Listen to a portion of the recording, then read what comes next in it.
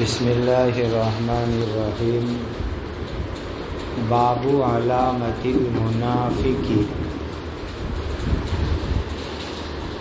یہ باب منافقوں کی علامت کے بیان کے اندر ہے۔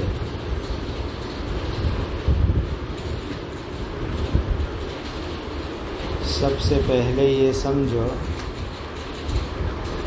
کہ کفر کے 4 مراتب ہیں۔ نمبر 1 کفر انکار۔ کفر انکار کا مطلب یہ ہوتا ہے زبان سے بھی ایمان کا اعتراف نہ کرے اور دل سے بھی ایمان کا اعتراف نہ کرے، اس کو کفر انکار کہا جاتا ہے۔ نمبر 2 کفر جحود، جیم ہا واو دال، کفر جحود،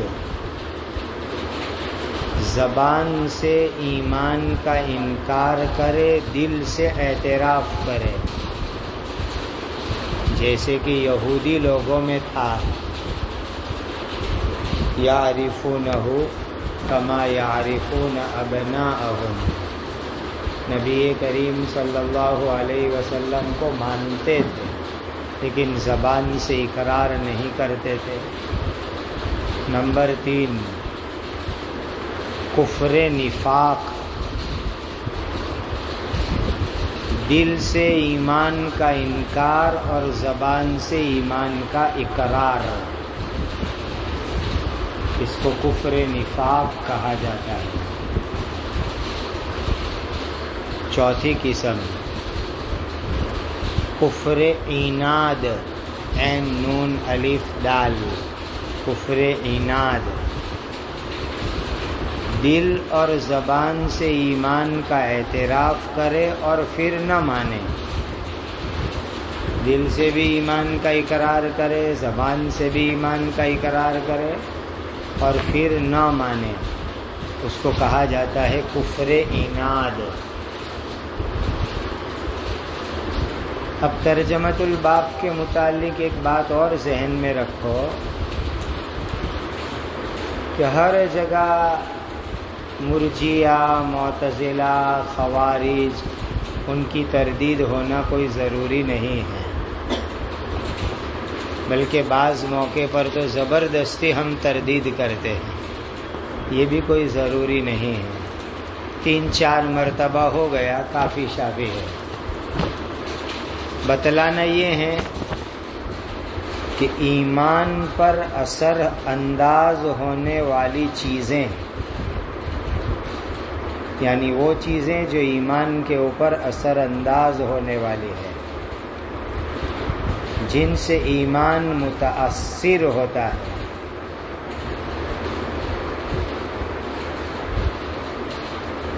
ان چیزوں سے اپنے آپ کو بچانا بہت ضروری ہے۔ جو چیزیں ایمان پر اثر انداز ہوتی ہے، ایمان کو متاثر کرنے والی ہے، ان چیزوں سے اپنے آپ کو بچانا بہت ضروری ہے۔ تو جو چیزیں ایسی ہیں، ایسی چیزوں سے ہم اپنے آپ کو بچاویں، اور اس میں سے ایک نفاق ہے۔ اسی طریقے سے بہت سارے اعمال ایسے ہیں کہ جن اعمال کی وجہ سے ایمان میں قوت پیدا ہوتی ہے، ایمان میں طاقت پیدا ہوتی ہے، تو ان اعمال کا جاننا بھی بہت ضروری ہے کہ کون سے اعمال کی برکت سے ایمان میں قوت پیدا ہوتی ہے، تاکہ ان اعمال کو ہم اپناوے اور اپنے ایمان کو قوت والا بنا دیوے۔ تو 2 چیزیں جن سے ایمان کو اثر ہوتا ہے، اس کو جان کر اس سے اپنے آپ کو بچانا، اور جن چیزوں سے ایمان میں قوت پیدا ہوتی ہے، ان چیزوں کو سیکھ کر معلوم کرنا تاکہ ہم اپنے ایمان کو قوی بناویں۔ اب یہ جو امام بخاری رحمۃ اللہ علیہ نے ترجمۃ الباب قائم کیا، باب علامت المنافق، تو نبی کریم صلی اللہ علیہ وسلم کے زمانے میں 3 قسم کے انسان تھے۔ نمبر 1 مومن خالص، نمبر 2 کافر خالص، اور نمبر 3 بین بین یعنی منافقین۔ یہ 3 قسم کے لوگ نبی کریم صلی اللہ علیہ وسلم کے زمانے میں ہوتے تھے۔ اب اس دور کے اندر 2 قسم کے ہیں لوگ، یا تو مومن ہوں گے یا کافر ہوں گے۔ کیا وجہ ہے ایسا؟ نفاق کا تعلق باطن سے ہے، انسان کے باطن سے نفاق کا تعلق ہے، اور باطنی اعتقادات کا ثبوت ہمارے لیے بہت مشکل ہے۔ حضرت نبی کریم صلی اللہ علیہ وسلم پر تو وحی نازل ہوتی تھی، اور وحی کے ذریعے سے آپ کو لوگوں کی باطنی حالت بتلا دی جاتی تھی۔ اب ہمارے پاس لوگوں کے باطن میں کیا ہے، لوگوں کے دلوں کے اندر کیا ہے، کیسا عقیدہ ہے، اس کو معلوم کرنے کا کوئی یقینی اور قطعی ذریعہ نہیں ہے۔ اس وجہ سے اس زمانے کے اندر نفاق اعتقادی کس کے اندر ہے اس کو معلوم کرنا بہت مشکل، بہت دشوار ہے۔ البتہ اس دور کے اندر بھی نفاق اعتقادی یعنی کفر اعتقادی معلوم کیا جا سکتا ہے۔ کیسے معلوم کر سکتے ہیں؟ ایک آدمی زبان سے ایمان کا دعویٰ کرے کہ میں مومن ہوں، لیکن پھر خالص رسومات کفر کو انجام دیتا ہے۔ جو رسومات کافروں کی اور خالص ان کی مذہبی رسومات ہے اس کو بھی انجام دیتا ہے، اس میں بھی شرکت کرتا ہے، شرکیہ اعمال کرتا ہے۔ تو اگرچہ زبان سے وہ ایمان کا دعویٰ کرتا ہے لیکن خالص کفریہ رسومات میں شرکت کرتا ہے، اور کافروں مشرکوں کے جیسے اعمال وہ کرتا ہے، تو یہ ایک دلیل ہے کہ یہ آدمی کے اندر نفاق ہے۔ بھلے وہ آ کر کہتا ہو کہ میں مسلمان ہوں، مومن ہوں، لیکن اس کے عقیدے، اس کے اعمال کی وجہ سے ہم اس کو منافق کہہ سکتے ہیں۔ اب یہ جو منافق ہیں وہ کافروں کے ساتھ بھی اچھا سلوک رکھتے تھے، چونکہ دل ان کا کافروں کے ساتھ تھا، قلبی طور پر ان کا میلان کافروں کے ساتھ تھا، اسی لیے قلبی میلان کی وجہ سے وہ کافروں سے بھی اچھا سلوک رکھتے تھے، اور مسلمانوں کے ساتھ بھی اچھا معاملہ رکھتے تھے، کیونکہ ظاہر کے اندر ان کے اندر ایمان تھا، تو ظاہری ایمان کی وجہ سے مسلمانوں کے ساتھ اچھا تعلق رکھتے تھے، اور دل کے میلان کی وجہ سے کافروں کے ساتھ اچھا تعلق رکھتے تھے۔ یہ ان منافق لوگوں کا حال تھا۔ منافق کو ہم بناوٹی ایمان والا بھی کہہ سکتے ہیں کہ اس کا ایمان بناوٹی ہے۔ اب یہ ایسا کیوں کرتے تھے کہ زبان سے ایمان اور دل میں نفاق؟ تو لوگوں کے ڈر کی وجہ سے کہ اگر کفر ظاہر ہو جائے تو ان کے ساتھ کافروں والا برتاؤ کیا جائے گا، اس وجہ سے۔ یا کسی مصلحت کی وجہ سے کہ کوئی دنیاوی مصلحت، دنیاوی مفاد کی وجہ سے وہ لوگ ایسا کرتے تھے۔ اب یہ گروہ وجود میں کیسے آیا؟ منافق گروہ، وہ بھی سمجھنے کی چیز ہے۔ جب حضرت نبی کریم صلی اللہ علیہ وسلم مدینہ منورہ تشریف لے گئے تو جو لوگ ایمان لانے والے تھے وہ ایمان میں داخل ہو گئے، اور جو لوگ ایمان نہیں لائے لیکن کھل کر کے مخالفت بھی نہیں کر سکتے تھے، ان میں کھل کر کے مقابلے کی ہمت نہیں تھی، وہ لوگ ایک نئے راستے پر آئے کہ ایمان بھی لانا ان کو گوارا نہیں تھا، کھل کر کے مسلمانوں کی مخالفت بھی نہیں کر پاتے تھے۔ تو انہوں نے یہ بیچ بیچ کا راستہ اپنایا کہ چلو ایک نئی پارٹی شروع کرو کہ ظاہر کے اندر ایمان والے بن جاؤ اور باطن کے اندر جو ہے کفر اپنا جیسا ہے ویسا رہو۔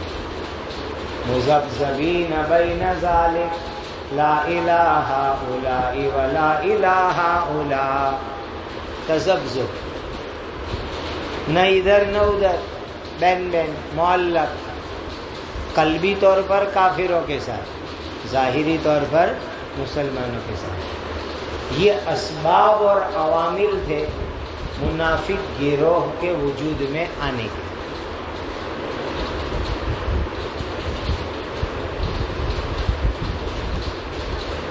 نفاق کی دو قسم ہیں، نفاق اعتقادی، نفاق عملی۔ نفاق اعتقادی کہا جاتا ہے کہ جس کے عقیدے کافروں جیسے ہیں، دل کا عقیدہ کافروں جیسا ہے، اور یہ کفر ہے، اس کو کفر کہا جاتا ہے۔ نفاق عملی یہ ہے کہ دل کا عقیدہ مسلمانوں جیسا لیکن اعمال منافقوں جیسے، اس کو نفاق عملی کہا جاتا ہے۔ اور نفاق عملی والے لوگ اس زمانے میں بہت ہیں کہ دل میں مسلمان ہیں، ایمان ہے، لیکن ان کے ظاہری اعمال منافقوں جیسے ہیں۔ تو باب علامت المنافقی، یہ باب منافقوں کی علامت کے بیان کے اندر ہے۔ جی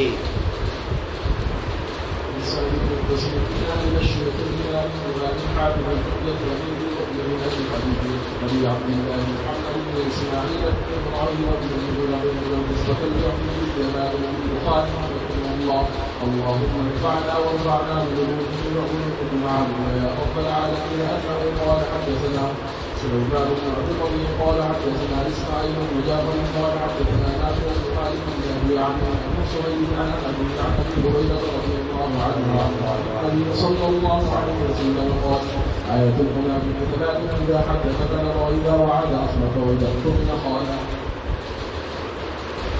حضرت ابو ہریرہ رضی اللہ تعالی عنہم سے منقول ہے، وہ نبی کریم صلی اللہ علیہ وسلم سے نقل فرماتے ہیں کہ آپ صلی اللہ علیہ وسلم نے ارشاد فرمایا: منافق کی نشانی تین چیزیں ہیں۔ آیت المنافق، منافق کی نشانی تین چیزیں ہیں۔ کیا مطلب آیت المنافق کا؟ بری عادتیں، وہ بری عادتیں جن کو منافقوں سے خاص مناسبت ہے، یعنی یہ جو نشانیاں بیان کی جا رہی ہیں وہ منافقوں میں خاص طور پر پائی جاتی ہے، لہذا یہ نشانی کسی مسلمان میں ہلکی سی بھی نہ پائی جاوے۔ یہ بتلانا ہے کہ یہ منافقوں سے خاص مناسبت رکھنے والی نشانیاں ہیں، لہذا کسی مرد مومن کے اندر یہ ہلکی سی بھی نہ پائی جاوے۔ اگر یہ عادت کسی مسلمان میں پائی گئی تو کہا جائے گا کہ اس مسلمان میں منافقانہ عادت ہے، کہا جائے گا کہ اس مومن کے اندر منافقانہ عادت ہے، جس سے اس کو اپنے آپ کو بچانا، توبہ کرنا، دور رکھنا بہت ضروری ہے۔ کون کون سی چیزیں ہیں وہ؟ اذا حدث کذب، جب وہ بات کرتا ہے تو جھوٹ بولتا ہے،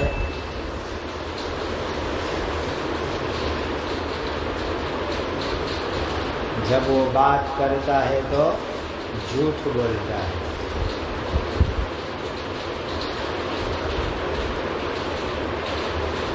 اب یہ جملہ بڑا عام ہے، جھوٹ بولنا یعنی جھوٹ کی عادت بنا لینا۔ کبھی کبھار جھوٹ بولنے سے وہ آیت المنافق نہیں کہا جائے گا، کبھی کبھار عادی بن گیا ہے۔ نمبر 2، جھوٹے سرٹیفکیٹ بنانا، یہ بھی اسی میں شامل ہے۔ غلط حاضری لگوانا، یہ بھی اسی میں شامل ہے۔ بیمار نہ ہو پھر بھی بیماری کا دعویٰ کرنا، یہ بھی اسی میں شامل ہے۔ تو یہ مت سمجھنا کہ یہ منافق لوگ ہی کرتے تھے،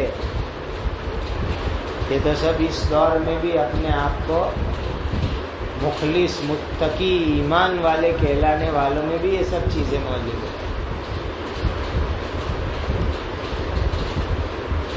اسی لیے کسی بھی شکل کے اندر جھوٹ ہو وہ جھوٹ ہے۔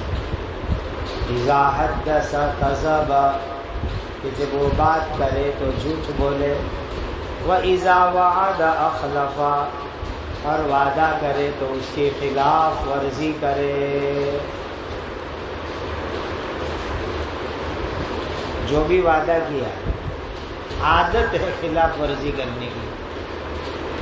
میرے ایک دوست تھے، وہ کہا کرتے کہ اس وعید کے سب سے بڑے مصداق خیاط لوگ ہیں، درزی لوگ ہیں، جو کپڑا سی کر کے دینے کا وعدہ کرتے ہیں، کبھی ٹائم پر کپڑے دیتے نہیں ہیں۔ جب بھی لینے جاؤ 2 دن بعد، خالی بٹن باقی ہے، کل لے جانا، پریست باقی ہے، پرسوں لے جانا، سب ہو گیا ہے۔ تو وعدہ کرے اور اس کی خلاف ورزی کرے، اسی کے اندر یہ شامل ہے۔ کسی ادارے کے قانون پر عمل کرنے کا وعدہ کیا اور پھر اس کی خلاف ورزی کرے۔ کسی بھی ادارے میں، تنظیم میں آپ جڑے اور اس کے قانون پر عمل کرنے کا وعدہ کیا اور اس کی خلاف ورزی کی، تو اس حدیث کا مصداق ہے۔ مدرسے کے اندر داخلہ فارم پر دستخط ہوا اور قوانین پر عمل کرنے کا وعدہ ہوا اور اس کی خلاف ورزی ہوئی، وہ بھی اس حدیث شریف کا مصداق ہے۔ کسی ملک کے اندر رہنے کے لیے جو قوانین ہیں شہری ہونے کے حیثیت سے، اور پھر اس کی خلاف ورزی کرے، یہ بھی اس حدیث شریف کا مصداق ہے۔ تو کسی بھی ادارے کے قوانین، کسی بھی ملک کے قوانین جو شریعت کے خلاف نہ ہو اور اس پر عمل کرنے کا وعدہ ہے، عملی یا زبانی یا تحریری، اس کی خلاف ورزی کرنا، وہ بھی اس حدیث شریف کا مصداق ہے۔ وَإِذَا اؤْتُمِنَ خَانَ، اور جب امانت رکھی جائے تو وہ خیانت کرے۔ امانت رکھی جائے تو خیانت کرے. امانت میں سب آ گیا. مال کی امانت، کسی نے کوئی چیز مال آپ کے پاس امانت رکھا، اب آپ اس میں خیانت کر رہے ہو. بات میں خیانت، کسی نے کہا بھائی یہ بات اپنے دو کے بیچ میں ہے، اس میں خیانت. مجلس کی امانت، کہ مجلس میں جو بات ہوئی اور یہ کہا گیا بھائی امانت ہے، اس میں خیانت. کام میں خیانت، کہ بھائی آپ کو مدرسے کا جو وقت دیا گیا اس وقت میں آپ جو ہے دیر سے آوے، اس کے اندر خیانت کرے. کسی جگہ آپ کی ملازمت ہے، ملازمت کے جو اوقات طے ہے اس میں آپ خیانت کریں. شریعت بھی ایک امانت ہے. اِنَّا عَرَضْنَا الْأَمَانَةَ عَلَى السَّمَاوَاتِ وَالْأَرْضِ. اب شریعت پر عمل نہ کرے یہ بھی ایک خیانت ہے. تو امانت کا مفہوم بہت عام ہے، اس میں کسی بھی شکل کے اندر خیانت کرو گے تو حدیث شریف کا مصداق بن جاؤ گے. اس کے بعد سمجھو مفرد کی خبر ثلاثن،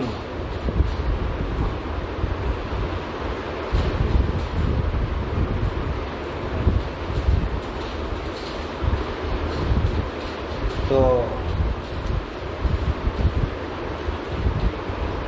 ہاں المنافق. اب آیت المنافق کے اندر نمبر 1 بعضوں نے الف لام کو جنس کے لیے مراد لیا. الف لام ہے جنس کے واسطے.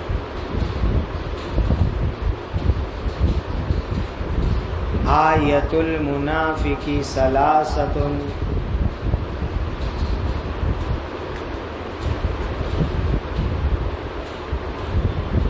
گویا کہ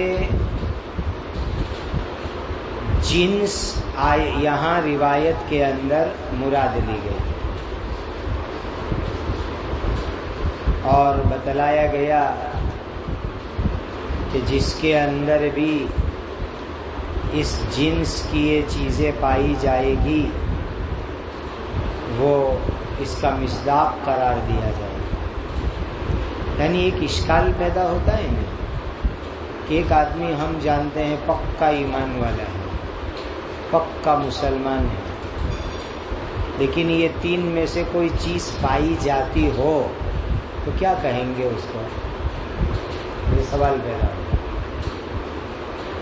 ہے. پکا مخلص مومن، لیکن یہ علامات نفاق اس کے اندر پائی جاتی ہے تو کیا کہو گے اس کو؟ تو کہا کہ ایک بات تو ہم یوں کہیں گے کہ حدیث شریف بطور تشبیہ کے ہے. حدیث شریف بطور تشبیہ، یعنی اگرچہ وہ مخلص مسلمان ہے لیکن منافق کے مشابہ ہے وہ مخلص مسلمان لیکن وہ منافق کے مشابہ ہے. نمبر 2، حدیث شریف کے اندر عادی ہونا مراد لیا گیا ہے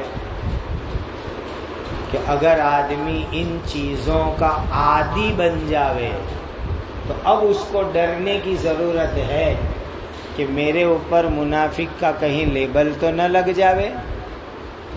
عادی کہ بھئی یہ جو نشانیاں بیان کی جا رہی منافق کی وہ عادت کے طور پر اس کے اندر ہے، تو یہ ڈرنے کی چیز ہے کہ اب میرے اوپر ایمان کا لیبل ختم ہو کے کہیں منافق والا لیبل تو نہ لگ جاوے. نمبر 3، حدیث شریف میں زجر ہے. زجر کہ ارے مسلمان تو ایک طرف مخلص مومن ہے اور یہ منافقوں والی عادت رکھتا ہے، چھوڑ. زجر ڈانٹ کہ مسلمان ہو کر کے یہ منافقوں والی عادت تو نے اپنا رکھی ہے، چھوڑ. یہ ہے زجر. نمبر 4، نبی کریم صلی اللہ علیہ وسلم کے زمانے میں جو منافق تھے ان کے اندر خاص طور پر یہ علامتیں پائی جاتی تھی. حضور کے زمانے کے منافقوں میں خاص طور پر یہ علامتیں پائی جاتی تھی. نمبر 5، یہاں نفاق عملی مراد ہے کہ اگر کسی بھی مومن کے اندر یہ نشانیاں پائی گئی تو وہ عملی منافق کہا جائے گا، اعتقادی مسلم کہا جائے گا. تو اعتقاد کے اعتبار سے اس کو مسلم کہیں گے، عمل کے اعتبار سے منافق کہا جائے گا. نمبر 6، نفاق عرفی مراد ہے. کیا مطلب نفاق عرفی کا؟ جس کا ظاہر اور باطن ایک جیسا نہ ہو. جس کا ظاہر اور باطن ایک جیسا نہ ہو، اس کو نفاق عرفی کہتے ہیں. دیکھو ہم لوگ بہت سی مرتبہ اپنی بول چال میں کہتے ہیں کہ آدمی کہتا کیا ہے، کرتا کیا ہے، دل میں کیا ہے، باہر کیا ہے، باہر کیا ہے، دل میں کیا ہے. تو منافق ہے. منافق یہ منافق عرفی ہے، یعنی لوگ اپنے عرف اور محاورے میں جس کا ظاہر اور باطن یکساں نہ ہو اس کو منافق سے تعبیر کرتے ہیں. نمبر 7، جس انسان پر ان بری عادتوں کا غلبہ ہو اور وہ لاپرواہی والے زندگی گزارتا ہو. بعض انسانوں پر ان عادتوں کا غلبہ ہوتا ہے، ہر وقت جھوٹ بولنا، وعدہ خلافی کرنا، امانت رکھی جائے تو خیانت کرنا، غلبہ ہوتا ہے بعض لوگوں کے اوپر. اور وہ پھر لاپرواہ بن جاتے ہیں، یعنی سچ بولنے میں لاپرواہی، وعدہ نبھانے میں لاپرواہی، امانت داری میں لاپرواہی. تو پھر ایسے لوگوں کے اوپر اس طرح کے الفاظ کا اطلاق ہونے لگتا ہے. لہذا ایک مخلص مومن کو یہ تینوں چیزوں سے اپنے آپ کو بچانا چاہیے کہ جھوٹ بولنے کی عادت نہ ہو، وعدہ خلافی نہ ہو، امانت میں خیانت نہ ہو. یہ تینوں بری عادت سے اپنے آپ کو بچاوے. جی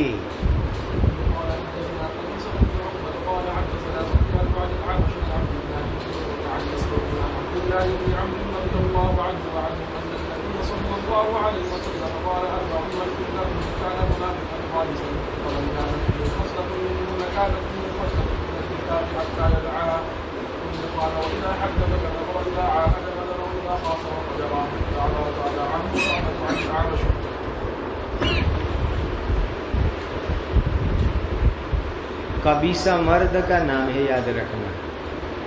امام بخاری رحمۃ اللہ علیہ کے استاد قبیصہ ابن عقبہ.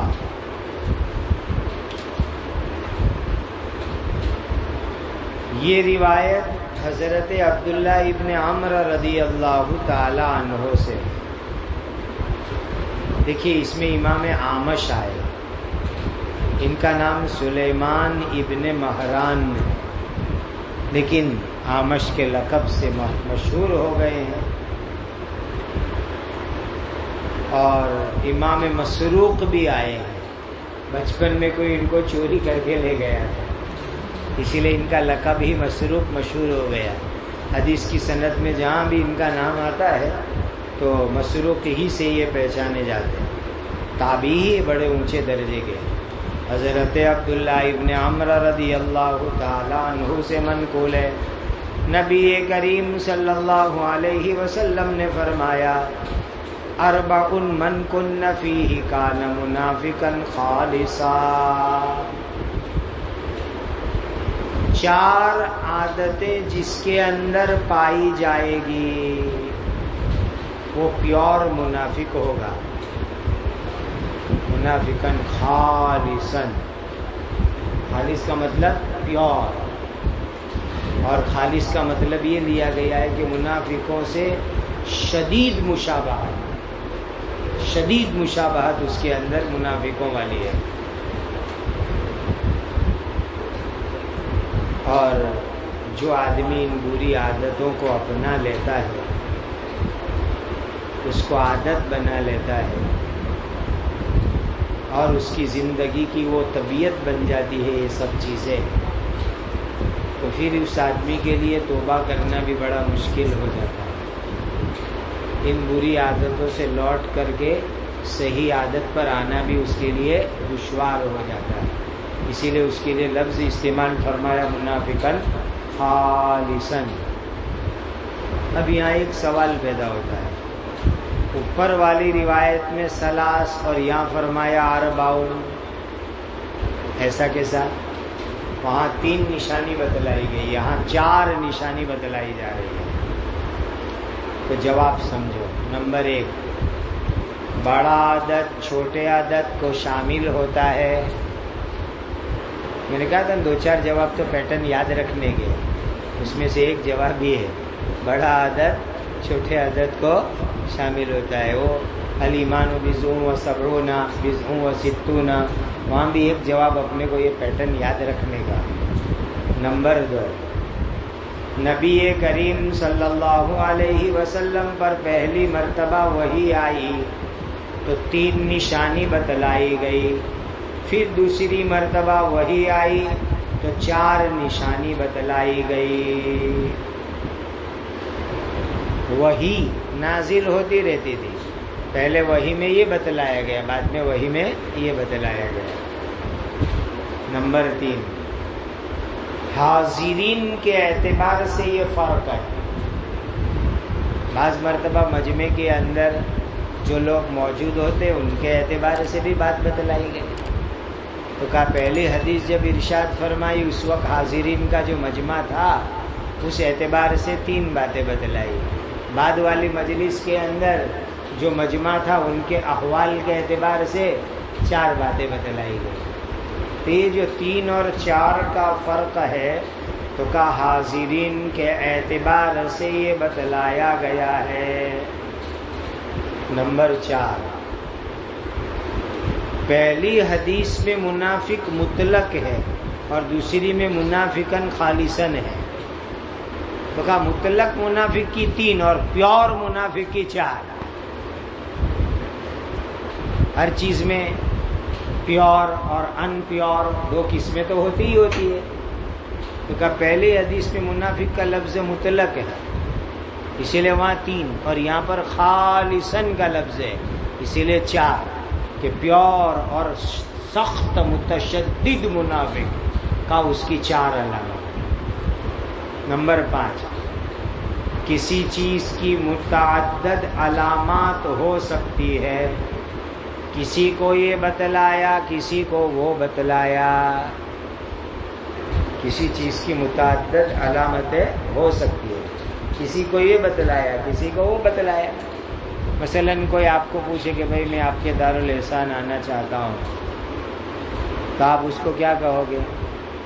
بھائی آپ جب آئیں تو بارڈولی میں آپ کی بس کار داخل ہو، 3 راستے آئیں گے، وہاں آپ اتر جائیے، پھر سامنے قبرستان کا گیٹ ہے، مسجد کا دروازہ ہے، اس میں سے آپ داخل ہو جائیے، اور پھر مسجد میں آ کر سنت ادا کیجیے کہ سفر سے آنے والا پہلے مسجد میں آوے، 2 رکعت نماز پڑھے، پھر آپ پیچھے آ جائیے، وہیں ہمارا مدرسہ ہے. کبھی آپ یوں کہیں کہ بھئی آپ سورت سے آئیں گے نا، تو جیسے آپ کی گاڑی باڈولی میں انٹر ہوگی آپ اتر جائیے، وہاں لنڈن کافے ہوگی، وہاں انواع و اقسام کی خوشبوئیں آ رہی ہوگی اور قسم قسم کے بورڈ لگے ہوں گے، نئی نئی آئٹم ہوگی. وہاں سے آپ نیچے اتر کے آئیے، گاڑیوں کی لائن لگی ہوگی، وہاں سے آپ پیچھے آئیے، وہی ہمارا مدرسہ ہے. اب دیکھیے کسی کو یہ علامت بتلائی، کسی کو وہ علامت بتلائی، چیز ایک ہی ہے لیکن کسی کو یہ علامت، کسی کو وہ علامت۔ تو علامات چیزوں کی متعدد ہوتی ہے، کسی کو یہ بتلایا، کسی کو وہ بتلایا۔ تو اس طریقے سے روایات میں بھی ہوا کہ منافق کی علامات متعدد ہے، کسی کو یہ بتلائی، کسی کو وہ بتلائی گئی۔ وَكَأَرْبَعٌ مَّن كُنَّ فِيهِ كَانَ مُنَافِقًا خَالِصًا، جس کے اندر 4 چیزیں پائی جائے گی، یہ بڑا سخت، بڑا متشدد، بڑا پکا منافق ہوگا۔ مزید بات کیا فرمائی؟ وَمَن كَانَتْ فِيهِ خَصْلَةٌ مِّنْهُنَّ كَانَتْ فِيهِ خَصْلَةٌ مِّنَ النِّفَاقِ حَتَّى يَدَعَهَا، جس کے اندر 4 میں سے ایک خصلت پائی گئی تو سمجھو کہ اس کے اندر نفاق کی ایک خصلت پائی گئی۔ جس کے اندر منافق کی 4 خصلت میں سے ایک خصلت پائی گئی تو سمجھو کہ اس کے اندر منافق کا ایک گریڈ پایا گیا، ایک درجہ منافق کا پایا گیا۔ آپ کہو گے کہ بھائی فالودہ بنانا، تو کہا ایک تو یہ کہ دودھ کے اندر جو ہے روح افزا ڈال دو، فالودہ ہو گیا۔ بھائی اس میں تخم ریحان بھی ملاؤ، اب ماشاءاللہ روح افزا اور تخم ریحان والا فالودہ۔ ارے اس کے اندر چائنیز گراس بھی ذرا کھرچ کر کے ملاؤ، تو اب ماشاءاللہ فالودہ تخم ریحان، روح افزا، چائنیز گراس والا۔ ارے اس میں آئس کریم کا ایک گولا بھی پڑ جائے، واہ واہ واہ، چائنیز گراس، تخم ریحان، روح افزا اور اس کے اوپر مزید آئس کریم والا، اب یہ فالودہ کمال کا ہو گیا۔ اب آپ کیا کہو گے؟ جس میں 4 چیزیں پائی جائے گی وہ 4 گریڈ کا ٹاپ کوالٹی کا فالودہ، جس میں ایک چیز پائی جائے گی وہ بھی فالودہ تو ہے لیکن ہے 1 گریڈ کا، جس میں 2 چیز پائی جائے گی وہ فالودہ ہے 2 کوالٹی کا، جس میں 3 چیزیں وہ بھی فالودہ ہے 3 کوالٹی۔ بھائی یہی حال یہاں منافق کا بھی کہ اگر کسی میں 4 عادت پائی گئی تو سمجھو کہ وہ جو ہے نا بہت خطرناک قسم کا منافق، 4 درجے کا منافق ہے وہ۔ جس میں 3 نشانی پائی گئی وہ 3 درجے والا منافق، جس میں 2 نشانی پائی گئی وہ 2 درجے والا منافق، جس میں 1 نشانی پائی گئی وہ 1 نشانی والا منافق کہا جائے۔ یعنی جس کے اندر جس قدر بری عادتیں بڑھتی جائے گی اس قدر نفاق اس کا بڑھتا جائے گا، حتیٰ یدعہا، یہاں تک کہ اس کو چھوڑنے والا بن جائے۔ چھوڑے بغیر کوئی چارہ نہیں، گناہ کا ایک ہی حل، چھوڑو بس، تو تم جو ہے نفاق میں سے باہر نکلو گے۔ کون سا؟ اذا اؤتمن خان، جب امانت رکھی جائے تو خیانت کرے، وَإِذَا حَدَّثَ كَذَبَ، جب کوئی بات بولے تو جھوٹ بولے، وَإِذَا عَاهَدَ غَدَرَ، جب معاہدہ کرے تو غداری کرے۔ اب اس میں 1-2 بات سمجھو، وعدے اور معاہدے میں فرق ہے۔ وعدہ ایک طرف سے ہوتا ہے اور معاہدہ 2 طرف سے ہوتا ہے، یہ ہے فرق وعدے اور معاہدے میں۔ دوسری ایک بات ذہن میں رکھو، ایک آدمی وعدہ کرے اور وعدہ کرتے وقت پر نبھانے کا ارادہ ہو، پھر کوئی حادثہ آ گیا، کوئی عارض آ گیا اور وہ نبھا نہیں سکا تو اللہ تعالیٰ کے یہاں گنہگار نہیں ہوگا۔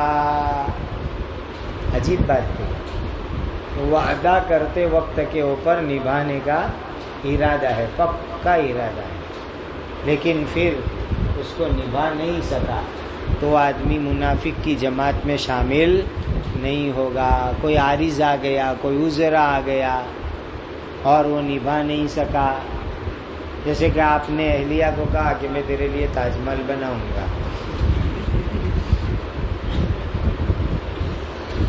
تاج محل کیا بیچارے کے پاس فلیٹ کے پیسے نہیں آئے، اکھی زندگی جو ہے مدرسے کے مکان میں گزار دی. کوشش تو بہت کی کہ تاج محل بناؤں، لیکن بیچارہ بنا ہی نہیں سکا. وعدہ تو کر لیا تھا، ارادہ بھی تھا کہ بناؤں گا تاج محل، لیکن جو ہے نبھا نہیں سکا، انتظام ہی نہیں ہوا. تو دل میں وعدہ کرتے وقت پر پکی نیت تھی نبھانے کی، لیکن اس کے پاس اسباب ہی نہیں ہو سکے. کوئی عارض پیش آ گیا تو اس کو خلاف ورزی کا گناہ نہیں ہوگا. وَإِذَا عَاهَدَ غَدَرَ، جب معاہدہ کرے تو اس کی خلاف ورزی کرے. یہ اس وقت بہت عام ہے، معاہدے کی خلاف ورزی. ہر قسم کے معاہدے کی خلاف ورزی اس میں شامل ہے. وَإِذَا خَاصَمَ فَجَرَ، اور جب جھگڑا آپس میں ہوتا ہے تو گالی گلوچ کرنے لگتا ہے. دیکھ لیا، جھگڑا دو آدمی میں ہوتا ہے، اس نے باب مفاعلہ خاصم. تو بعض لوگ کیا ہوتے ہیں کہ جھگڑنا نہیں جانتے کیسے جھگڑا کرنے کا. شریعت نے تو یہ بھی فرمایا وجادلہم باللتی ہی احسن، کیسے مجادلہ کرنے کا، وہ بھی نص میں بتلایا گیا وجادلہم باللتی ہی احسن. لیکن بعض لوگ بے تکے ہوتے ہیں، جھگڑا کریں گے تو وہ گالی گلوچ گندی زبان لڑنے مرنے پر ہی اتر آتے ہیں. یہ منافق کی علامت ہے، جس کی اس طریقے سے عادت ہو. اب دونوں حدیثیں ملاؤ، دیکھو مجموعی کتنی ہوتی ہے منافق کی علامت. دونوں روایت ملا کے مقررات کو حذف کرو، کتنی ہوتی ہے؟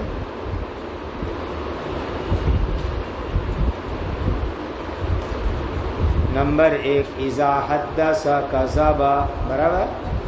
نمبر 2 وَإِذَا وَعَدَ أَخْلَفَ 2. نمبر 3 وَإِذَا اؤْتُمِنَ خَانَ 3. اذا عاہد غدر 4. اور نمبر 5 وَإِذَا خَاصَمَ فَجَرَ. 5 ہو گئی مجموعی طور پر. کیا مطلب نکلا؟ یہ پانچوں چیز سے اپنے آپ کو بچانا ہے. یہ پانچوں چیز سے اپنے آپ کو بچانا ہے کہ بات کرے جھوٹ نہیں بولنا، سچ بولو. وعدہ کرو خلاف ورزی مت کرو.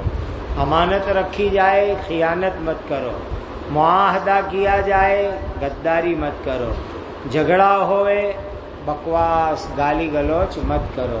یہ 5 چیز سے جو آدمی اپنے آپ کو بچائے گا، سمجھو آدمی نفاق سے پاک صاف ہے، اور نفاق سے وہ بچایا ہوا ہے.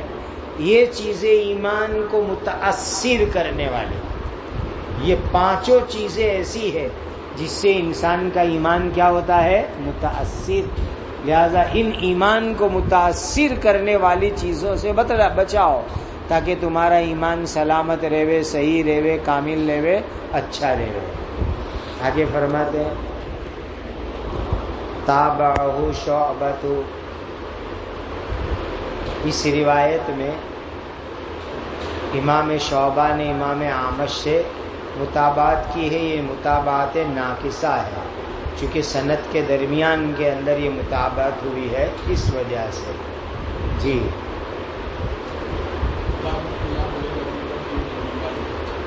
باب قیام لیلۃ القدر من الایمان.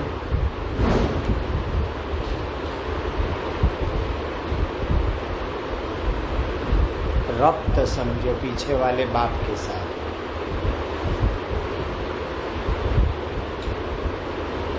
پیچھے ایک فضیلت گزری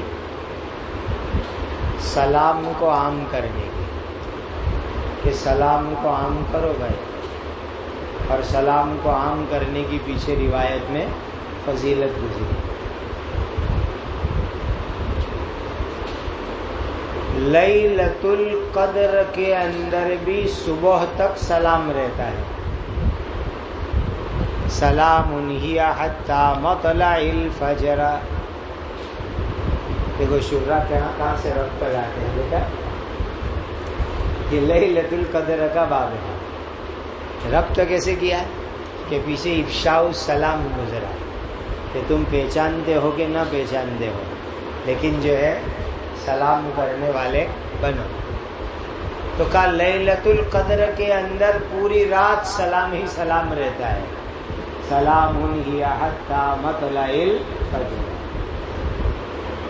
اس طریقے سے ایک ربط بیان کیا گیا۔ ایک دوسرا ربط سمجھو، جو آدمی نفاق کی علامتوں سے اپنے آپ کو بچائے گا، یہ پانچوں علامات سے جو آدمی اپنے آپ کو بچا کے رکھے گا، وہی آدمی لیلۃ القدر جیسی راتوں کی قدر کرے گا۔ باقی جس کے اندر نفاق کی علامتیں ہوگی اس کو کیا لیلۃ القدر نے، کیا لیلۃ العید نے، کیا لیلۃ التعطیل، اس کے لیے سب برابر ہوتا ہے۔ سمجھے بات؟ تو کون قدر کرے گا لیلۃ القدر کی؟ کہ جو آدمی نفاق کی ان علامتوں سے اپنے آپ کو بچائے گا، وہ آدمی لیلۃ القدر جیسی راتوں کی قدر اور عظمت کو پہچاننے والا بنے گا۔ باقی جس کے اندر نفاق کی علامتیں، نفاق والے اعمال پائے جائیں گے، وہ ہرگز قدر کرنے والا نہیں ہوگا۔ قیام کس کو کہتے ہیں؟ رات میں سونے سے پہلے نوافل پڑھنے کو قیام کہتے ہیں۔ سونے سے پہلے نوافل پڑھنے کو قیام کہا جاتا ہے۔ یوں بھی کہہ سکتے ہیں رات کے کسی حصے میں اللہ کی عبادت کرنے کو بھی قیام کہا جاتا ہے۔ قم اللیل الا قلیلا، کسی بھی حصے کے اندر اللہ کی عبادت کرنا، نماز نفلیں پڑھنا، اس کو بھی قیام کے لفظ سے تعبیر کیا جاتا ہے۔ اس کے مقابلے میں ایک دوسرا لفظ آتا ہے احیاء۔ احیاء جیسے عیدین کی روایت میں آتا ہے، وہاں احیاء کا لفظ آتا ہے۔ کیا مطلب احیاء کا؟ پوری رات جاگنا۔ احیاء کا مطلب کیا؟ پوری رات جاگنا۔ یہ دونوں میں فرق ذہن میں رکھنا۔ احیاء کہتے ہیں پوری رات جاگ کر کے گزارنے کو، اور قیام کہتے ہیں نمبر ایک رات کو سونے سے پہلے کچھ نفلیں پڑھ لینا، یا رات کے کسی اور حصے کے اندر اللہ کی عبادت کر لینا، نفلیں پڑھ لینا۔ اب قیام لیلۃ القدر من الایمان کا کیا مطلب نکلے گا؟ لیلۃ القدر میں سونے سے پہلے تراویح کے علاوہ کچھ رکعت نفلیں پڑھ لی جائے۔ لیلۃ القدر میں سونے سے پہلے تراویح کے بعد کچھ رکعت نفلیں پڑھ لی جائے۔ بھائی تراویح تو پوری رمضان روزانہ پڑھو گے، لیلۃ القدر کی خوبی کیا، خصوصیت کیا؟ تو کہا اس رات میں سونے سے پہلے کچھ رکعت نفلیں پڑھ لو۔ یہ ہے قیام لیلۃ القدر من الایمان کا مطلب۔ اس کو لیلۃ القدر کیوں کہا گیا؟ وجہ تسمیہ۔ نمبر ایک، قدر اور عظمت کی وجہ سے، قدر اور عظمت کی وجہ سے، یعنی اس رات کا مرتبہ، اس رات کا مقام اللہ کے یہاں بڑا اونچا ہے۔ اسی لیے تو قرآن میں استفہام کے ذریعے اس کی عظمت کو واضح کیا گیا۔ وما ادراک ما لیلۃ القدر۔ نمبر دو، اس رات میں تقدیر لکھی جاتی ہے۔ تقدیر انسانوں لکھی جاتی ہے، اسی لیے اس کو لیلۃ القدر کہا جاتا ہے۔ فیہا یفرق کل امر حکیم امرا من عندنا۔ نمبر تین، ارواح اور ملائکہ زمین پر اتر کے آتے ہیں اور زمین کے اوپر تنگی پیدا ہو جاتی ہے. قدر بمعنی تنگی. اللہ یبسط الرزق لمن یشاء ویقدر. ہاں ویقدر تنگی کے معنی میں. اللہ جس کے لیے رزق چاہتے کشادہ کرتے ہیں، جس کے لیے چاہتے ہیں اللہ رزق کو تنگ کرتے ہیں، ماپ کے دیتے ہیں. تو زمین پر تنگی پیدا ہو جاتی ہے. اور تنگی کیوں پیدا ہوتی ہے؟ تنزل الملائکۃ والروح فیہا. ملائکہ اس قدر آتے ہیں زمین کے اوپر، ارواح اس قدر آتی ہے زمین کے اوپر کہ اس کی وجہ سے روئے زمین پر تنگی کا ماحول پیدا ہو جاتا ہے. اسی لیے اس کو لیلۃ القدر کہا جاتا ہے.